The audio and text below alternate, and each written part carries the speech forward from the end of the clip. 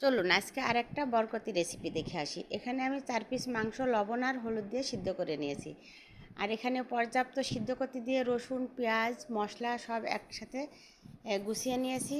আর খিচুড়িটাও ready করে নিয়েছি, ডিমটাও ধুয়ে নিয়েছি। আর মাংসটা সিদ্ধ হয়ে গেছে। আমি হাত দিয়ে এইভাবে মানে ঝুরা করে নিচ্ছি। আপনারা কাঁটা চামচ দিয়েও করতে পারেন সেম কাজটি, কিন্তু হাত দিয়ে করলে আমার মনে হয় ভালো হয়। এটা আমার ছড়ানো হয়ে গেছে। এবার ফ্রাই প্যানে আমি তেল দিয়ে দিয়েছি আর একটা মশলা করে নিচ্ছি। আমি রসুন পেঁয়াজ বেটে নিয়েছি, শিলপাটাতে আমি মশলাটা রেডি করে নেব। এখানে আমি হলুদ দিয়ে দিয়েছি আর লবণের পরিমাণটা অল্প দিব। এখানে মানে চিলি ফ্লেক্স দিয়ে দেবো আর ঝালের গুঁড়াটাও দিয়ে দেবো, এই কারণ এটাই আমি একটু ঝালের পরিমাণটা বেশি দিব।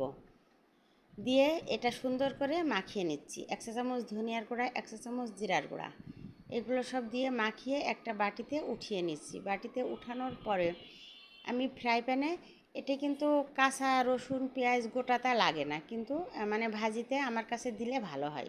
এখানে আদার গুঁড়াটাও দিয়ে দিচ্ছি। মশলাটা বাটিতে উঠিয়ে রেখে দিচ্ছি। শিলপাটা থেকেও ওটা পানি দিয়ে ভালোভাবে ধুয়ে বাটিতে নিয়ে নিব। আমি এখানে তেল দিয়ে দিয়েছি, মানে সিদ্ধ করা ওই ফ্রাই প্যানেই দিয়ে দিয়েছি। এখানে রসুন না, তেজপাতা দিয়ে দিচ্ছি, দারুচিনি, এলাচ। আর এখানে কিছু আমি গোটা পেঁয়াজ আর রসুন দিয়ে দিব। কিন্তু মাংস ভাজাটায় কিন্তু রসুন পেঁয়াজ দিলেও চলে, না দিলেও চলে, কিন্তু আমার কাছে ভালো লাগে, এই জন্য আমি দিয়ে দিলাম। আর গোলমরিচ দিয়ে দিয়েছি, 2 থেকে 3টা লবঙ্গ দিয়ে দিয়েছি। এটা একটু ভালোভাবে ভেজে নিব, মানে কাঁচা ফ্লেভারটা চলে যাওয়া পর্যন্ত। এটা ভেজে নেওয়ার পরে আমি যে পেস্টটা করে রেখেছিলাম ওইটা দিয়ে দিব।